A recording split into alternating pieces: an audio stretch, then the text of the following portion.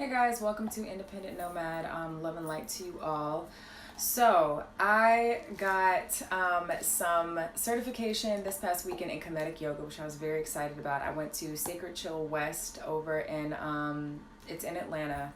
It's on the northwest side of Atlanta, and I just got I did 2 days worth of certification, so I think it was worth 500 hours towards my Comedic Yoga cert. And actually, it's right here, so I'll share that with you guys, my certificate of achievements for Comedic Yoga. But when I was there, our yoga guide, our yoga teacher, Ona Hawk, which you can find her on Instagram, she's absolutely amazing, just as beautiful in person, and her inner light just shines, as well as her social media presence. But she was our instructor, and she had a list of amazing books. And so because this week I actually made space to kind of transition into this new space that I'm in, I borrowed one of the books that she was raving about, which is Science of Breath by Yogi Ramacharaka. Yogi Ramacharaka. So the reason I'm doing this live video is because I have started this book maybe about 3 times. It's very small. It's called The Science of Breath, and it basically talks about the different ways that you breathe. There's high breath, there's mid breath, and then there's low breathing.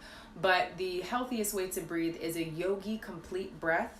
And the book tells you how to do it. It tells you the benefits of it. It tells you why low breathing, high breathing, and mid breathing are incorrect, and why so many people in the Western world practice, not even just practice, but have learned low breathing technique, or learned these unnatural breathing techniques.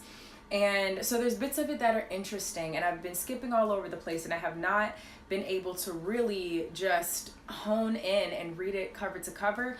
So I said, you know what, to challenge myself to read this book, I'm just gonna do it live and share it with you all. And I'll definitely add this to YouTube and probably to an IGTV video, because I know we can upload segments 10 minutes at a time. So I'm just going to read one chapter at a time, and literally from chapter 1 to chapter 2 is 3 pages. Chapter 1 starts on page 5, chapter 2 starts on page 8, and so on and so forth. Like, these chapters are super short.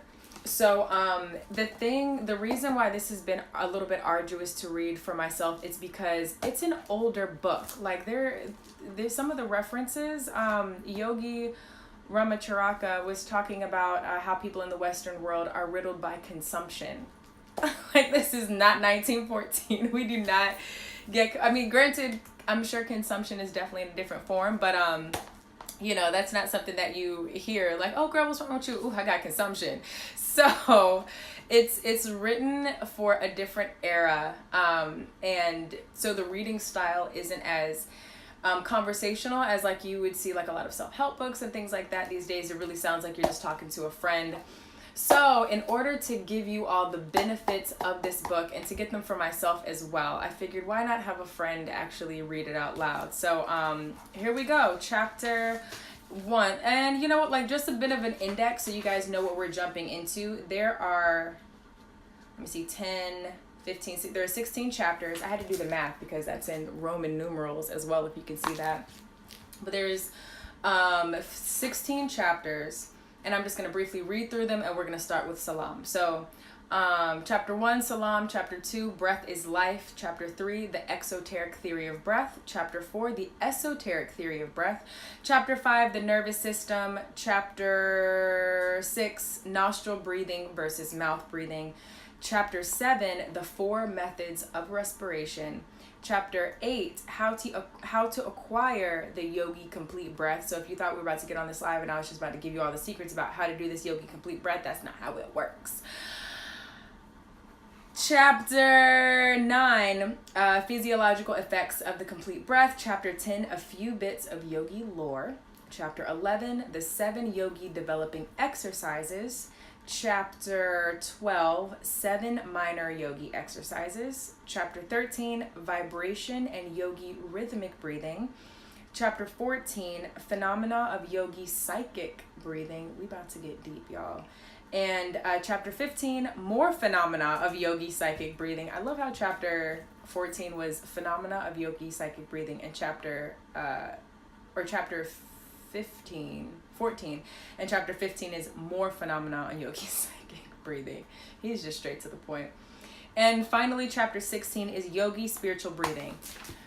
This book, from the beginning of chapter 1 to the end of chapter 16, it's only 84 pages. So we're just going to read 3 pages of Salam, which is chapter 1, which is a greeting.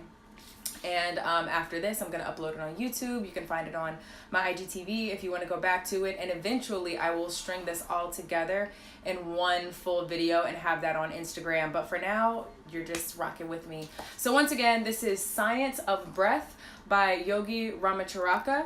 And I am borrowing this book from Ona Hawk of Sacred Chill West in Atlanta. Thank you so much for the book, Ona. And hey, I just wanted to check in with you guys. Hey, Flo, I wonder if you listened to that podcast that I sent you. I have not listened to yours yet, in total honesty, but I will make space to do that at some point in time this week. There goes Jay. Hey, I don't usually see you on live, so it's good to have you in here as well. Thanks for rocking with me, guys. All right, chapter 1, Salam. The Western student is apt to be somewhat confused in his ideas regarding the yogis and their philosophy and practice. Travelers to India have written great tales about the hordes of fakirs, mendicants, and mountebanks who infest the great roads of India and the streets of its cities, and who impudently claim the title yogi. The Western student is scarcely to be blamed for thinking of the typical yogi as an emaciated, fanatical, dirty, ignorant Hindi who either sits in a fixed posture until his body becomes ossified, or else holds his arms up in the air until it becomes stiff and withered and forever after remain in that position, or perhaps clenches his fists and hold it tight until his fingernails grow through the palms of his hands. That these people exist is true, but their claim to the title yogi seems as absurd to the true yogi as does the claim to the title doctor on the part of the man who pares one's corns seem to the eminent surgeon, or does the title of professor, as assumed by the street corner vendor of worm medicine, seem to the president of Harvard or Yale.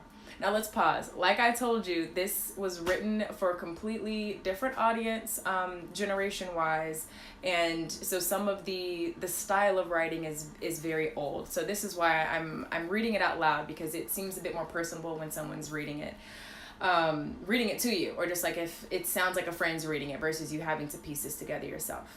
Continuing. There have been for ages past in India and other Oriental countries men who devoted their time and attention to the development of man, physically, mentally, and spiritually. The experience of generations of earnest seekers have been handed down for centuries from teacher to pupil, and gradually a definitive yogi science was built up. To these investigations and teachings was finally applied the term yogi, from the Sanskrit word yug, meaning to join. From the same source comes the English word yoke, with a similar meaning. Its use is in connection with these teachings is difficult to trace, with different authorities giving different explanations, but probably the most ingenious is that which holds that it is intended as the Hindi equivalent for the idea conveyed by the English phrase, getting into harness or yoking up. As the yogi undoubtedly gets into harness in his work of controlling the body and mind by the will. Yoga is divided into several branches, ranging from that which teaches the control of the body to that which teaches the attainment of the highest spiritual development. In the work, we will not go into the higher phases of the subject, except when the science of breath touches upon the same. The science of breath touches yoga at many points, and although chiefly concerned with the development and control of the physical, has also its psychic side, and even enters the field of spiritual development. In India, there are great schools of yoga, comprising thousands of the leading minds of that great country. The yoga philosophy is the rule of life for many people. The pure yogi teaching, however, are given only to the few, the masses being satisfied with the crumbs which fall from the tables of the educated classes. The Oriental custom is that respect being opposed to that of the Western world. But Western ideas are beginning to have their effect even in the Orient, and teaching, which were once given only to the few, are now freely offered to any who are ready to receive them. Does this not sound like technology and the internet that we have right now? Like at one point in time, this sort of information was only given to the few, and like they were saying, the masses could only deal with the crumbs. But now you have the highest elite level of information that are available to the masses because of technology. This book is probably more relevant than I even realized. The East and the West are growing closer together, and both profiting by the close contact, each influencing the other. The Hindi yogis have always paid great attention to the science of breath, for reasons which will be apparent to the student who reads this book. That's you. Many Western writers have touched upon this phase of the yogi teaching, but we believe that it has been reserved for the writers of this work to give the Western student, in concise form and simple language, the underlying principles of the yogi science of breath, together with many of the favorite yogi breathing exercises and methods. We have given the Western idea as well as the Oriental, showing how one dovetails into the other. We have used the ordinary English term, almost entirely avoiding the Sanskrit term so confusing to the average Western reader. Cool beans. So they're mostly going to use English terms. We're not going to even get into tons of different language, which can super throw us off. The first part of the book is devoted to the physical phase of the science of breath. Then the psychic and mental sides are considered, and finally the spiritual side is touched on.